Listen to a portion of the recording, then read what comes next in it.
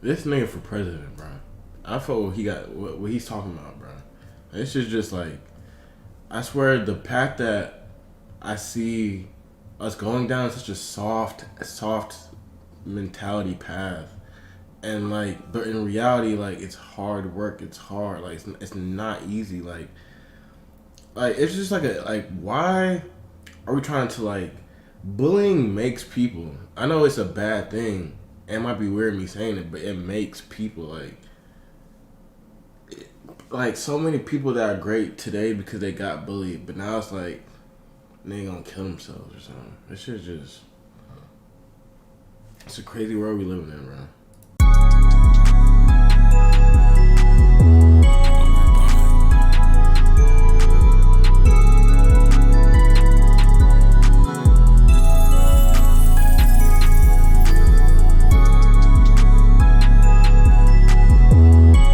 Alright, bro. I'm gonna start this over, bro. I'm cleaning my room, but like, I'm gonna start doing this new series where I just listen to these podcasts with y'all, because there's some good ass podcasts out there, and like, bro, y'all gotta like stop worrying about cooking with Kaya and all that bullshit and get some just cool information. Like, there's a lot of cool information out there in the world, and we should be focused on like cool shit. Like, there's a girl in Mexico named Mia, and she has telekinesis power. She can read her mom's fucking brain. And there's more people like Ezekiel. He got the same type of shit. So it's like, we worrying about the wrong shit. Like, this world about to change, y'all. So we gotta tap into like what's really going on for real.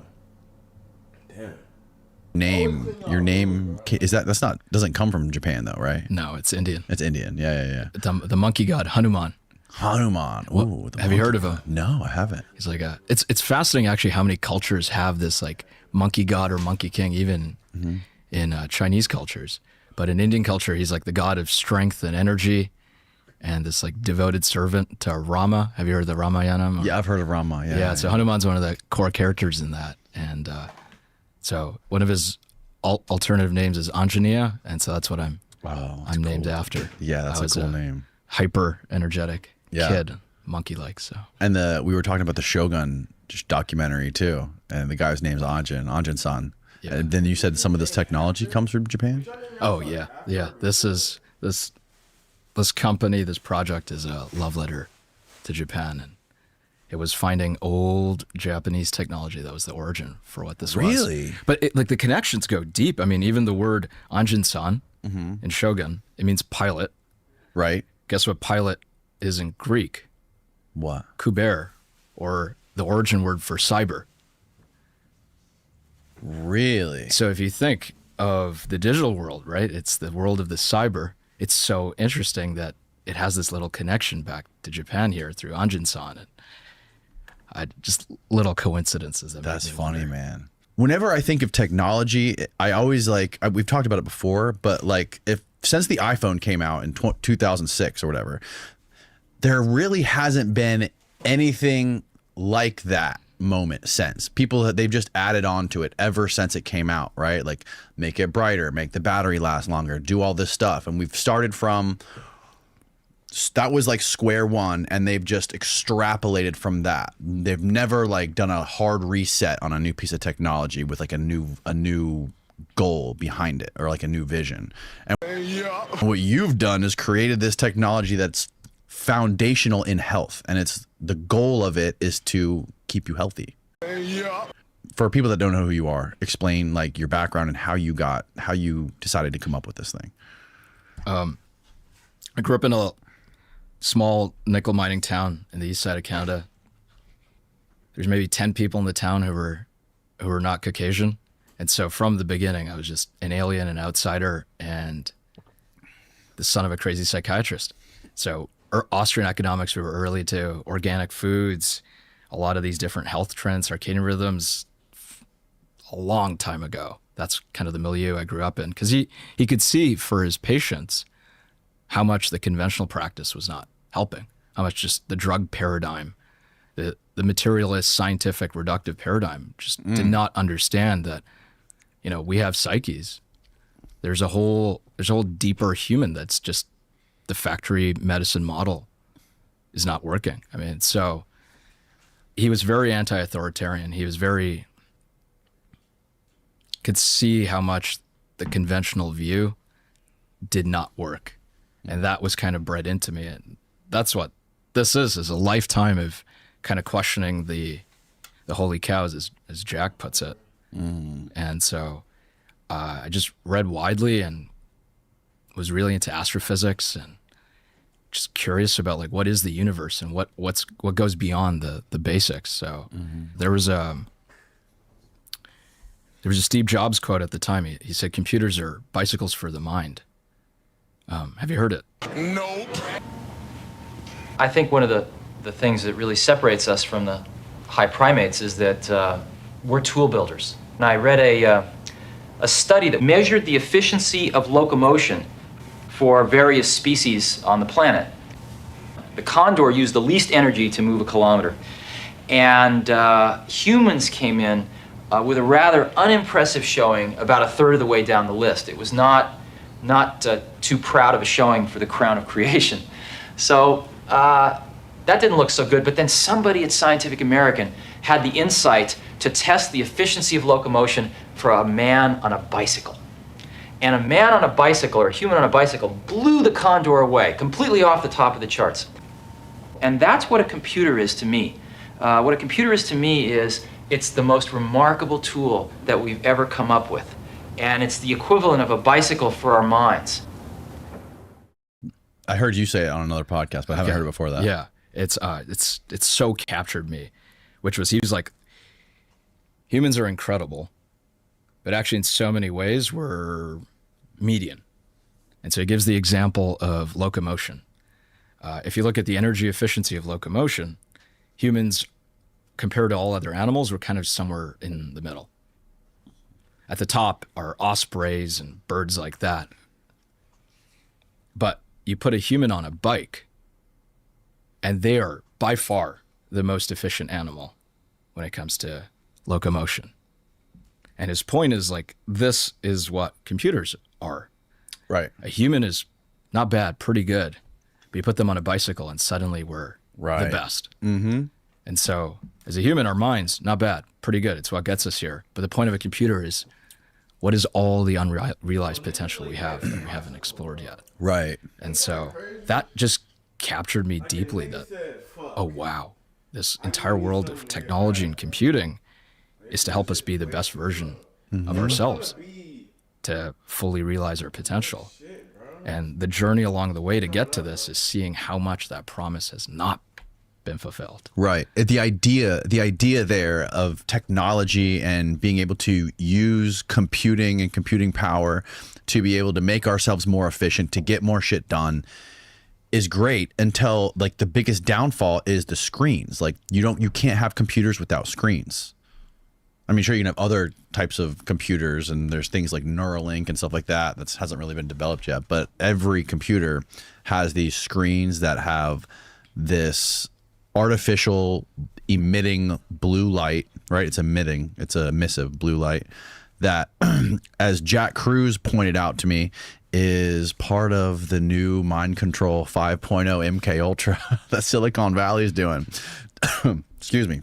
And from documentaries like The Social Dilemma, where they talk about how the algorithms are basically incentivized just to keep us scrolling, to keep us seeing more advertisers, and to keep us on the platforms longer, combined with what the light is actually doing to our biology, is pretty fucking scary. So how did you do this? How does this work? Let me go out for a second so people really get the picture of this. Yeah. I think the problem here is we have no idea what we're doing. Right. We're used to designing objects. This stuff is alive. This is a total new category. When we invented computing, we started letting the genie out of the bottle.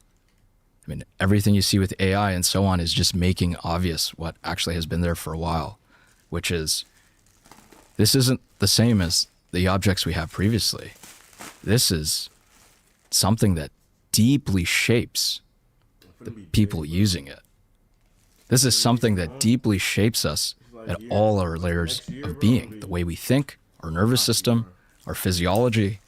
And so I think the original sin here was we made these things and we're like, okay, people want more RAM. They want to do this. They want to be more productive. Let's just construct these tools. Let's pull it together for folks. Mm-hmm. And along the way, we realized, holy shit, this thing deeply shapes us, the human using it. And we never created computers with a human in mind. We didn't know anything. We didn't know jack about our physiology, about our nervous system, about the science of productivity and focus. And so what we're faced with now is this thing that's absolutely crucial to our life, but has never been designed with a human in mind. Right. Has never been designed with the idea you'll use it 12 hours a day. Has never been designed with the idea that there'll be trillion-dollar companies on the other side absolutely trying to steal all the attention they can from you. Mm.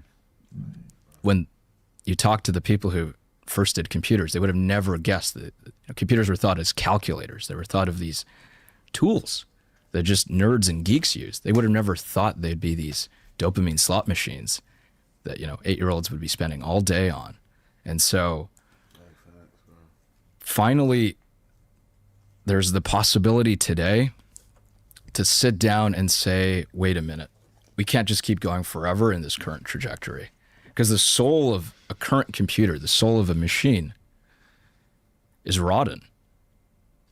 It's simply technologists just optimizing something for the sake of optimization. Right. It has no soul. It's lost that early bicycle for the mind, that what computing was early in the days, which was this making you the best versions of yourself.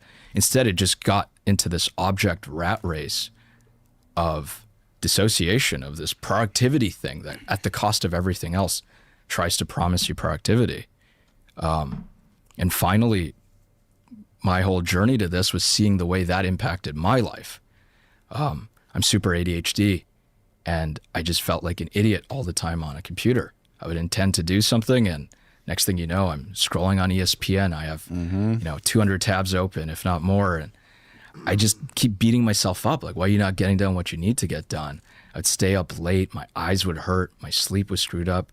We know, I guess we're going to get into it, but all the ways that blue light can really affect you at your nervous system level, your physical health, your sleep, your mental health. And I was like, wait, this thing is it's my main relationship to the world. This is the thing I use for the most amount of hours per day. And it makes me feel like crap. And it doesn't help me be the best version of myself. I kind of feel like the worst version of myself. And so at a certain point, I was struggling so much. I was deeply depressed. I kind of lived a life where I was just living in my parents' basement, and there was no sun, just surrounded by screens and blue light all day. And it just got to the point where I just said, I can't do this anymore. Previous to that, I was in Silicon Valley. I came there hoping, the spirit of computing, that we could help people's lives. And holy crap, what's the actual reality when you get there is far different than, the picture sold to you. And so just it all kind of came crashing down. And I just said, okay, let's declare bankruptcy on computing. If we were to start again, and this time start with the human in mind, what could it look like? And everything else that I then pursued was just really exploring the possibility of redoing computing. And for me, if there's anything I've learned, is the basis for so much of health is light. The basis for everything else is light. Yeah. And so if you want to reimagine computing to now be healthier, to now be holistic, to now be wholesome, you got to start with light. And that's where I wanted to make something where, how can you make a computer that respects circadian rhythms? How does it actually not produce junk light? How does it not produce blue light? How can it be used outside in the sun? How could it be used in the environments that are best for us? And that's kind of how I got into the rabbit hole of redesigning a computer and everything else that came. It's a bold move, man, to be able to do something like that. That's got to take, especially to be able to design a whole new computer. I can't imagine that's something that a lot of people in Silicon Valley have the aspirations to do. I would imagine, just from being an outsider, I would imagine, and you can correct me if I'm wrong, if you're in Silicon Valley, it's kind of like you're bogged down in all the small day-to-day things, designing apps, designing UIs, optimizing different things like with advertising or operating systems and stuff like that, or like making things better, improving on past products. I hope niggas think like we're so like privileged. Like for this video, for me be able to stream, like all this shit took so much like time and effort. Like no one thought about doing something else because we had to just get the basics, keep going, like keep upgrading. These niggas want this and that. It's a lot, bro. That shit don't come out of thin air neither, bro.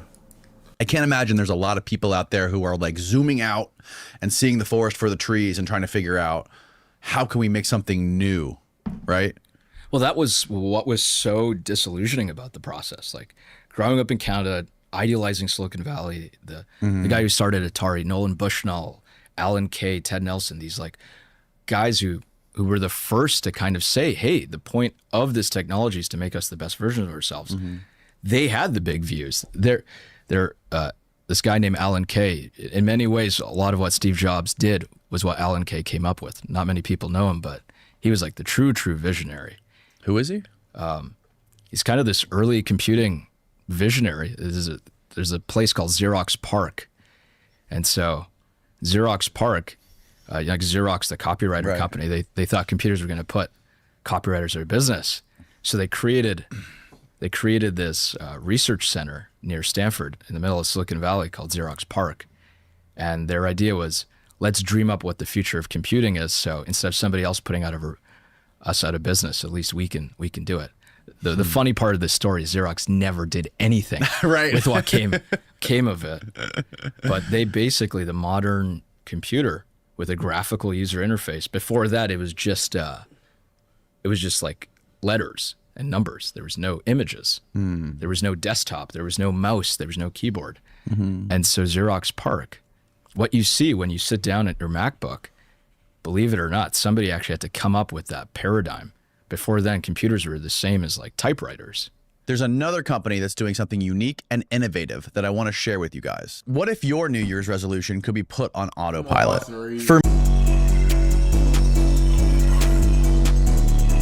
They didn't have a mouse. If you go actually far enough back, everything was just keyboard. So the idea of literally having a mouse, the idea of having a cursor, of dragging and dropping files and moving it around, and actually you can be able to see that was literally all had to be invented, and at the time not obvious.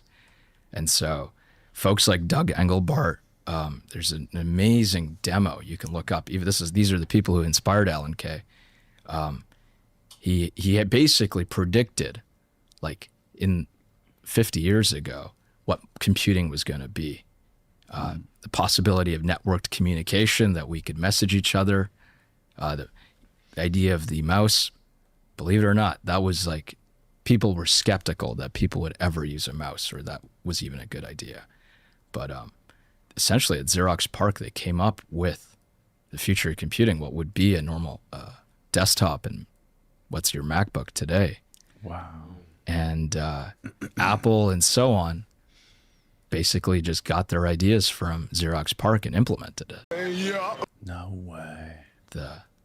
What do people say to you when you're rubbing shoulders with some of these Silicon Valley big shots that are like balls deep in companies like Apple and Facebook, social media companies? Like what is their initial reaction to what you're doing? They laugh. I mean, they think it's naive. I mean, that's why it was so disillusioning for me. I thought it was this place of idealism, and I kind of believed the whole like, hey, they're trying to change the world for the better. And you get there, and it's not that at all. It's sterile. It's transactional. Yeah. It's like pre-med and Goldman Sachs and McKinsey energy masquerading for, wanting to invent things. It's now the high status thing to do is to be in startups or technology or Silicon Valley. Right. And so there's something that just shifts deeply in culture when you go from kind of hippies and idealists and nerds and people who almost do this because they don't know what else they'll do. Right. Right. Like, they're not employable elsewhere. They're not, they're not going to fit into normal culture. No, it's the exact opposite. It's the people who are the optimizers, the performers. And so when you try to come back to these deeper ideals that, technology deeply shapes us, and therefore, we have a moral responsibility to make it in a way that's actually wise, you're laughed at. That's like, you're laughed at the same way when you brought up healthy food back in the day. People are like, are you kidding me? Right. You think you're going to stop people from eating junk food? You're going to stop people from eating the... Having people like to put seatbelts on. Like, that's like I don't know about the healthy food shit, but literally, like, there's a video of a nigga talking about some seatbelt. What? Or fucking drinking while driving. Like, what, bro? I need my alcohol. I need my beer. Just got off of work. I need my fucking beer, bro. So, like, it's... Any attempt to restrict drinking and driving here is viewed by some as downright undemocratic. It's kind of getting common is when a fella can't put in a hard day's work, put in 11, 12 hours a day, and then get in your truck and at least drink 1 or 2 beers. They're making it laws where you can't drink when you want to. You have to wear a seatbelt when you're driving. And pretty soon we're going to be calm this country. Calm this country. Thing that is like evolutionarily they're built for to be vulnerable to. Like, give me a break, right? You're considered naive as hell. And so that's the first thing is people, they look down at you and consider you to be super naive. Yeah. No, humans want to be addicted. Yeah. We want to be distracted. We want to be controlled. We want to be overstimulated. How are you going to stop that? And that just absolutely just fucking pissed me off to no end. Because what the hell happened to the idea that, hey, we have a responsibility to try to make amazing things for people and improve their lives? When the hell did this become a pandering culture? When the hell did this become a culture of, we'll just do what's easiest for people? Yeah. When did this become a culture of like, we'll have the most cynical viewpoint of what human nature is? And that's the big problem here, is the way. This nigga for president, bro. I feel what he's talking about, bro. This is just like, I swear the path that I see us going down is such a soft mentality path, and like, but in reality, like, it's hard work. It's hard. Like, it's not easy. Like it's just like why are we trying to like, bullying makes people. I know it's a bad thing. It might be weird me saying it, but it makes people like so many people that are great today because they got bullied, but now it's like they gonna kill themselves or something. It's just. It's a crazy world we living in, bro.